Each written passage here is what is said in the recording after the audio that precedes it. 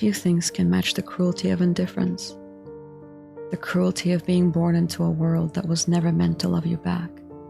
Some lives begin with hopeful steps beneath a golden sky, while others start in a world where justice has a broken scale. And when the scales are broken from the start, is it still a crime to tip them yourself? When we think of vengeance, we think of fire. But vengeance often begins in silence, in the quiet ache of people left to wither while others thrive, in the bitter realization that suffering isn't always earned. And as that silence festers, it hardens into vengeance. Kronos, the god, the creator, he constructed 12 worlds, unique, radiant planets, each born from his own hands. But Kronos did not love them equally. Some, like Cetera and Rodinia, he bestowed with plentiful Arche to thrive and prosper. Others were merely allowed to exist, with just enough Arche to survive and ensure another day. But one world stood apart, not because it was thriving, but because it was condemned. Magellan, a realm given so little Arche that it was riddled with famine, cursed with cracked soil and bitter winds, where the only thing that withered quicker than the crops was hope. And the only explanation Kronos ever offered was indifference. Silence that stretched across centuries like a shroud. And from that silence rose a man named Beetlejuice, once an emperor of Magellan, now her sentinel, but underneath the titles, he was a vessel of unanswered prayers. He watched his people die beneath a sun that refused to warm them, while just beyond the veil other worlds thrived in abundance. He asked the question all broken things eventually ask: why us? Maybe Kronos was listening, but as always the answer never came. And as his silence hardened into vengeance, Beetlejuice called out once more, not towards Kronos' radiance this time, but to the hollow places where hope once was.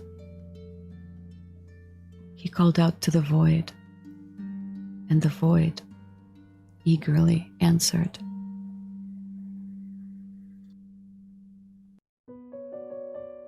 The genesis of our story lies in the creation of 12 worlds, each forged by the god Kronos. Each existed in isolation, sealed off from the others by an unseen boundary that could not be crossed. Perhaps due to his nature as the god of time, Kronos shaped the 12 worlds to mirror the 12 hours on the face of a clock. And perhaps much like the hands moved from dawn to dusk, so too did the distribution of Arche shift across the realms. We may never know why Kronos saw fit to scatter Arche across his 12 creations with such imbalance, but what remains undeniable is what Arche truly is. It is the very breath of existence, a lifeblood of divine origin that sustains all life. In the worlds like Cetera and Rodinia, blessed with its abundance, Arche restores wounds with startling speed. It lifts fatigue like morning mist, it lengthens lives and sharpens minds. Abundant Arche doesn't simply nourish life, it enriches it. And with this understanding, the tragedy of Magellan becomes all the more clear. A world born with barely a trace of Arche is a world where life stutters instead of sings, where healing of a wound is a privilege and a rarity, where exhaustion clings to the bones like sickness, and even shallow cuts steal years, where people die young, and hope dies even younger. Such was the fate that Kronos bestowed upon his creations. Then, without a warning, one day Kronos disappeared, leaving behind one parting gift. To each world, he entrusted a sacred relic known as a chronotector. A relic embedded with his own essence, ripe with power, ready to bestow upon one chosen. For ages, these relics slumbered, until one by one they woke, answering the calling of outstanding individuals who would forge a bond with the chronotector, and in doing so, become something more than mortal. They would become Sentinels, and each world had only one. To accept the chronotector was to accept a burden far greater than its power. Sentinels serve as balancers, charged with maintaining harmony across the rise and fall of countless civilizations. They were not to intervene in the petty struggles of nations or kings. They stood apart, even as centuries bled into dust. Scattered across the realms, ancient structures known as bound stones are considered by most to be relics of lost civilizations. But to a sentinel, they're portals through which they may enter a realm suspended in a place between time and space. A place called the Citadel. Within its walls lie 12 gates, each linked to one of Kronos' creations. Its origins remain lost to us, but the fact that only those chosen by the chronotectors may enter suggests its architect was Kronos himself. A refuge for his chosen, but by what virtue none yet understand. Over time, the Sentinels became demigods. Blessed by the god of time, they no longer aged, nor did they suffer wounds like other beings. But their gifts had limits, as the touch of the ancient rot of the void could unravel even the Sentinels, reducing them to mere mortals once again. And so, while 12 worlds were once known to us, not all remain. All that endures now are a few scattered Sentinels, echoes of worlds scarred by a one-sided battle. Among them is one whose name we know too well, Betelgeuse, Sentinel of Magellan. Before his ascension, Betelgeuse ruled as emperor of his world. Beyond that, little is known of the man himself. What we do know is that Magellan was the most afflicted of all of Kronos' creations. Traditional life could not take root here. Survival itself became an act of invention, its people turning to machines, technology, and ingenuity in place of Arche, for a fraction of a chance at survival that rarely bore fruit. From the world of Izar comes Leviona, a brilliant researcher and scholar. She rarely speaks, but the void prosthetic she bears tells a story of a world that had once soared ahead in its advancements, before the fall. Then there is Petra, known as the Spirit Warden. When the void consumed her world, she did not waver. Instead, she raised the spirits of the fallen into an army and led them back into battle against the dark that claimed them. Eilon, precise and calculating, was a tactician without equal. He predicted the movements of the void before they came to pass, preserving his world through sheer foresight and brilliance. His world still stands, remaining neutral in the conflict. And then there is Velia. Once the guardian of Rodinia, Velia did not allow her world to die. In the final moment, she froze it in time, suspending it on the very edge of annihilation. Velia is not merely a sentinel. She is their leader, a symbol, and something more, because she knows us. Though the reason is unclear, Velia recognizes the protagonist as something essential to hope itself. But that story will come later. For now, we return to Cetera, our world, a thriving realm once overflowing with Arche, lush, radiant, and alive. As we look back on Cetera's history, we find that it is shaped by the same two forces that have written the rise and fall of every great nation: faith and power, religion and politics, the worship of a vanished god, and the endless games played in his absence.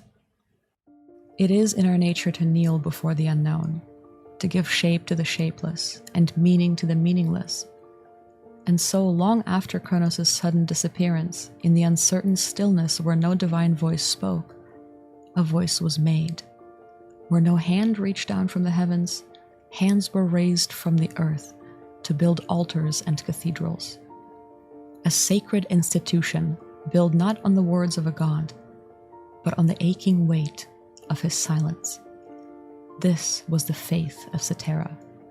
This was the Chronos order. The god of time had long vanished, and yet he had carved Cetera into being. He blessed it with Arche in such abundant measure that few other worlds could compare. In that blessing, the order found his love. Surely, they reasoned, a god who had gifted them such grace had done so with intention. So they worshipped not just the god, but the god's essence. Time itself became sacred. Beyond theology, the order has shaped society, offering stability, food, shelter, and care. In a world threatened by the end of time, the worship of time itself became salvation. At its helm stands Pope Theophanes V, a man once known for caution and deliberate avoidance of politics. But as the Void changed the world, he shed his apolitical legacy not out of ambition, but from necessity, becoming what his people needed, a shepherd. The Order extended aid, partnered with other factions, moved resources, opened sanctuaries, saved lives. Some whisper that his sudden change was no coincidence, because standing beside him is the Saintess, his granddaughter, Guyana. She embodies the gentler face of the Order, offering kindness to the wounded, food to the hungry, and comfort to those who still pray. Through Guyana's care, the Order's teachings took human form. It is said that possessing the divine gift of foresight, it was her visions which helped guide Theophanes V in Cetera's darkest hour. Beside the Pope and Saintess stands another figure within the Order's ranks, the Guide, a pilgrim and preacher chosen to carry the Saintess's prophecies to the furthest corners of the realm. In this era, that mantle belongs to Romek. He bears no resemblance to the soft-spoken clergy that fill the Order's quiet halls, with his sharp tongue and gruff nature. His words cut like a blade, but they carry truth. He walks the roads not to be admired, but to be heard. Yet, for all its mercy, the Order does not walk without a sword. When peace fails, the Knights Templar are called. Holy warriors, tasked with preserving the Order's laws and extinguishing heresy wherever it festers. Their commander is a man named Michael, a tactician of flawless merit and an enforcer of doctrine without compromise. Even to fellow believers, he offers only professional distance, but in the presence of the Pope and the Saintess, his demeanor changes. There, he softens, not with warmth, but with reverence. His loyalty is not in question. It is carved into the marrow of his being. The Order of Chronos is not simply a relic of ancient days, but a living thing, a body with heart, mind, and claws when they are needed. And yet, as with many such institutions, the lines between virtue and influence blur. For it is no secret that most popes of the Order have come from House Calaten, one of Cetera's 5 great noble families. Theophanes V is no exception, nor is Saintess Guyana.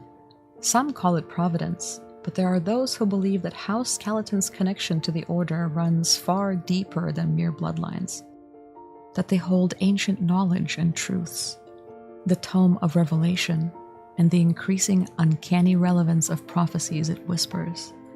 From its earliest days, when the Order still lived in obscurity, House Calaten stood beside it, and together they grew their influence. Another noble house is House Eldar, but theirs is a legacy written in sorrow. Misfortune clings to the Eldar like ivy to stone. Again and again their bloodline births brilliant, bright minds, only for tragedy to follow. So enduring is this pattern that when a mind too sharp emerges in Cetera, whispers follow. He must be one of them. As it was with Giotto, a wandering scholar of uncanny intellect. Drawn to the forgotten corners of Ceteran history, he embodies the paradox of genius. Giotto himself denies the rumors that bind him to the Eldar, but in Cetera, truth rarely matters more than myth. If Eldar is a name steeped in quiet grief, then House Hewthorn is a banner of thunder. Their lineage has given rise to generations of fearsome warriors, tacticians, and soldiers, whose presence alone could turn the tide of battle.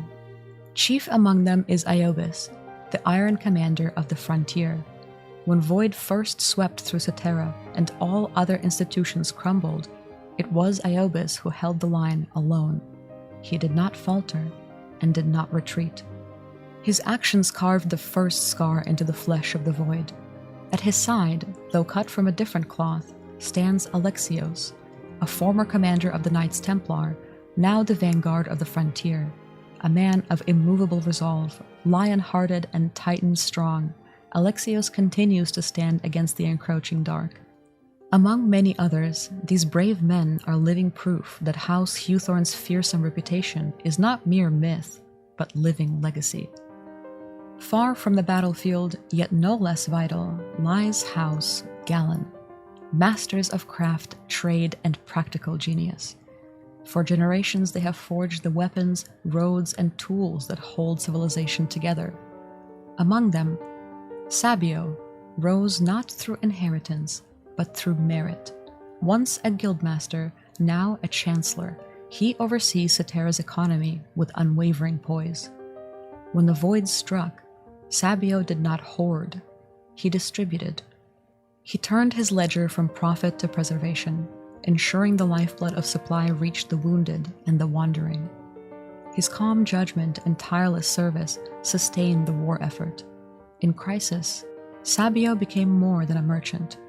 He became a pillar of survival. But nobility isn't enough to maintain a proper reputation in the realm. As such, there is House Bayer, whose name was once spoken with awe, and now only with venom. Centuries ago, they ruled all of Cetera with an iron fist, but a grip too tight will crush the very thing it seeks to hold. And so in just a few generations, House Bayer lost the people's favor. Their empire fell, their glory crumbled, but the bloodline yet endured, and with it, the public's suspicion and resentment. Now, even generations later, sons still pay for the sins of their forefathers. Many hide their lineage to escape the stigma, and yet select few embrace it, dreaming not of forgiveness, but of return to the glory days. Such was the political soul of Cetera, and such too was its faith. What you've just seen is not the shattered realm that exists now, but the ghost of what once was, a portrait painted in warm strokes, a world of worship and ambition, of belief and betrayal, a realm of flawed but fervent life. Cetera was once blooming and alive. So remember it, because it did not last. A shadow fell across the canvas. An ancient evil, once buried in silence, rose from the depths of a bitter man's heart. The void was not a storm that passed. It was a knife through the painting itself. The temples cracked, the houses burned, and all color drained from the painting. Because one man, long broken by injustice, believed that if his world could not bloom, then no other should.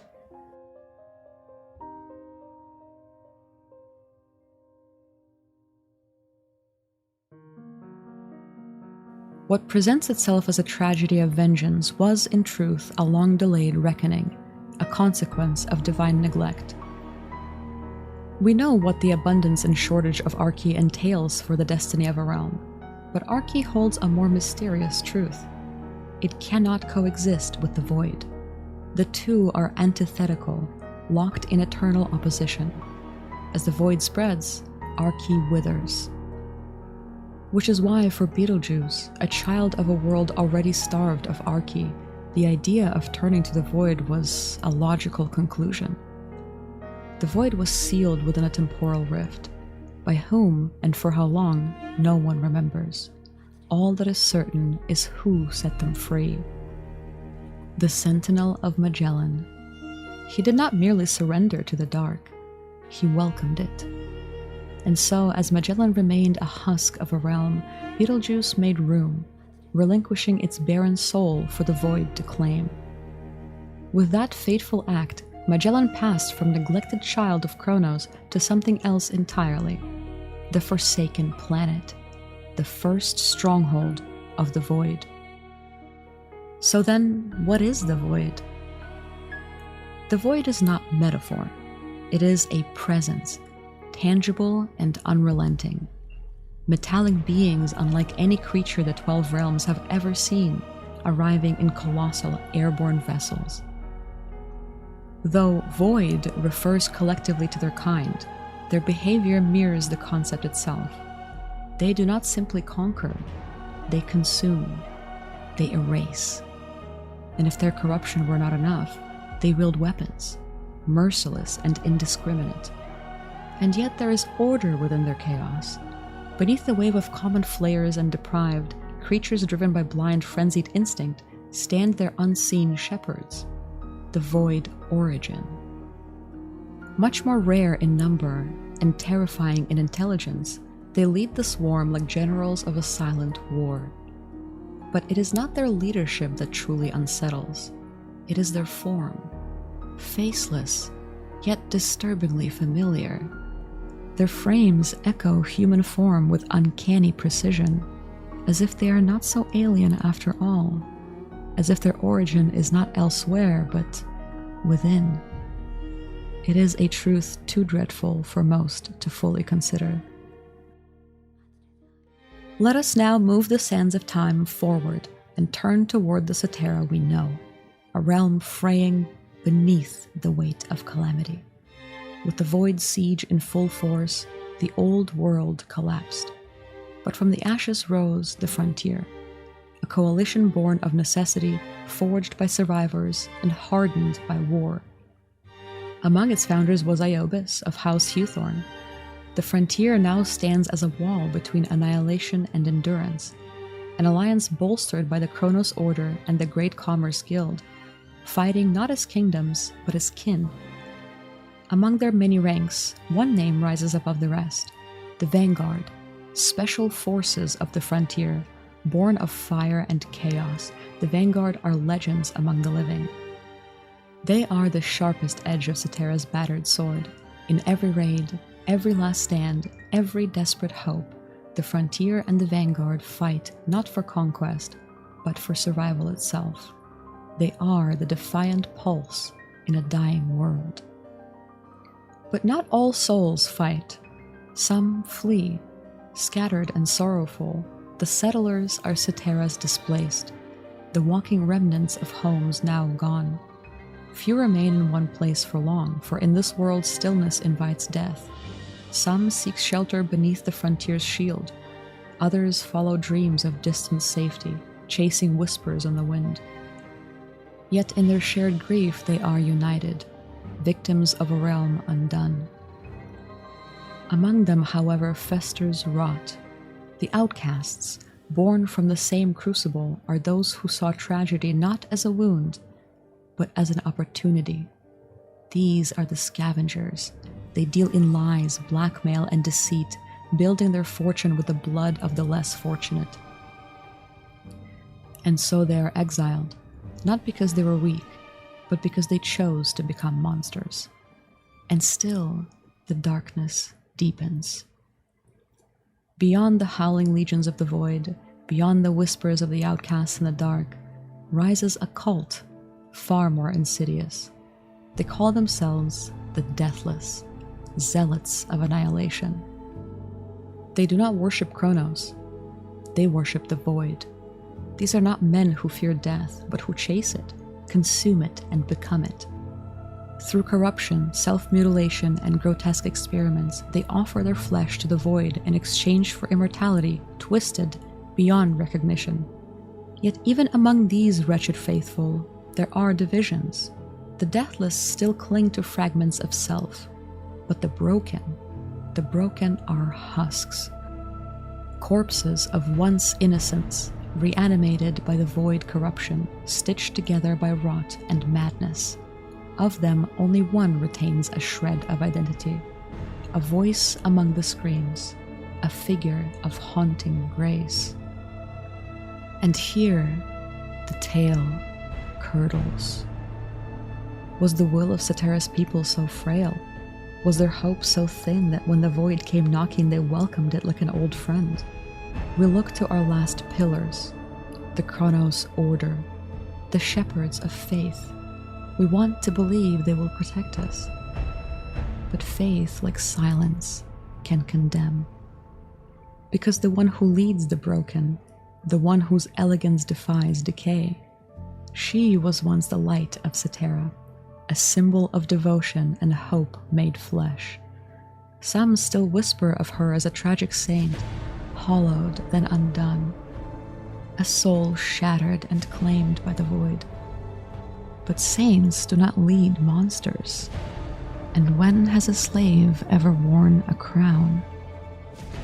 She commands the husks who should have broken her, walks among the broken not as a prisoner, but as sovereign. So a curious mind may wonder, is she a victim? Or was she never ours to begin with? Her name is one you've heard of once before, Guyana.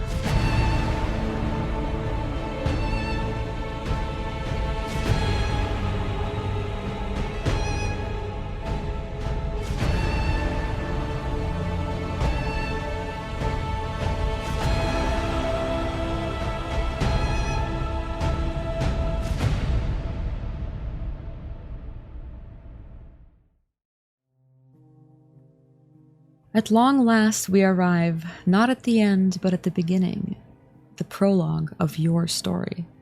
You are Vanguard, one of the elite few forged in the crucible of the frontier's resistance. And you do not walk alone. By your side is Etheldreda, captain of the Vanguard, a pillar in the storm, stern voice, sharp blade, but warm beneath the armor. There is Balder, your brother in arms, your laughter between battles, your iron wall in the fight. You've spilled blood and ale beside him in equal measure. And Kaya, silent as midnight, swift as shadow. Her blade has found the throats you never saw, her eyes watching where yours could not. Of her past she speaks little, of her loyalty she speaks volumes. This is no band of sellswords. This is your family, the rarest form of treasure in a world torn by war. Together, you are tasked to retrieve a relic buried deep within the ruins of time, said to be capable of turning back the hand of fate. Not a prize for a pompous noble, but humanity's final hope to turn back the tide. A last, desperate chance to rewrite ruin and reclaim a future stolen by the void. The deeper you march, the thicker the swarm becomes. Void crawls across the land in unnatural numbers, as if drawn by the relic's dormant heartbeat. Yet you press on, cutting through the onslaught with blades dulled from battle but sharpened by purpose, until you glimpse the ruins on the horizon. But between you and salvation lies a tide of void so dense and endless, it seems to stretch to the edge of the world. Still, you charge. The battle that follows is not new, but it is merciless. They come in waves, tireless and numberless, crawling from the dark like the earth itself has turned against you. For every one that falls, two more rise, and soon even the rhythm of violence begins to falter beneath the weight of fatigue. Your arms grow heavy, your blade slower. Every breath becomes a negotiation with pain. You no longer fight for victory. You fight because if you stop moving, you will die. And still they come. Balder's war cries grow raw and ragged. Kaya's movements, once fluid, now carry the sharpness of desperation. Etheldreda fights like a dying star, brilliant, but burning out. Even time begins to blur. Was it minutes or hours? No one knows. Only the pain remains certain. Your shoulders scream with each swing. Your lungs claw for air that never feels like enough. This is not battle. This is erosion, and you are being worn down. Until Kaya's eyes find yours across the chaos, and in that silent glance, one final command passes between you. Go. You and Etheldreda break from the line, sprinting towards the heart of the ruins, towards the gleam that waits between shattered stone. The relic is there at last. It waits, beautiful and impossibly whole amidst the wreckage. It glows with a warmth that feels deeper, ancient. And as your hand draws near, you feel it know you, like a returning memory. But as your fingers stretch towards destiny, something else reaches back. One breath, one blink, and in that sliver of unguarded hope, the world shatters. Etheldreda is no longer at your side. Her body, once iron strong, is torn like parchment. Her blood hits your armor before you can even process that she's gone. Your body betrays you. paralyzed not by fear, but by the sheer horror of what you're seeing. The world has rules, but this is something else. Towering above her lifeless form stands its architect, a spada, one of the void's higher forms, sentient and cruel in ways the mindless hordes could never be. Its face is nothing, and somehow that makes it worse. It stares not with eyes, but with intention. And it sees you, not even as mere prey, but as a witness. You see your death written in the arc of its blade before it moves. Fast swing, an execution, not a battle. The sword rises. Your limbs remain stone, eyes glued to the blade, ready to witness your final moment. And then, rain freezes mid-fall. The blade halts mid-swing. The air itself forgets how to breathe. Everything around you becomes a portrait in stillness. Everything. Except her. A woman steps into the frozen scene, moving through the stillness as if time itself dares not touch her. With a single effortless blow, she crushes the spada, then reaches for the relic resting in your hands. When her fingers graze its surface, the realization floods your mind like a forgotten dream returned. This is no ordinary relic. It is a chronotector, and you are now its chosen. Power rushes through your veins, not a rush of strength, but of alignment, of ancient inheritance. The woman meets your gaze, and her eyes feel older than the stars. Her voice echoes across the frozen battlefield. Find me in the past. Bring word that the future has changed.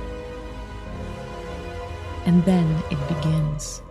The world flows backwards. Rain returns to clouds. Blood leaps from the stone. The relic hums in your hands as the ringing in your ears hums even louder. And with a sudden jolt, you wake up. 1 year in the past.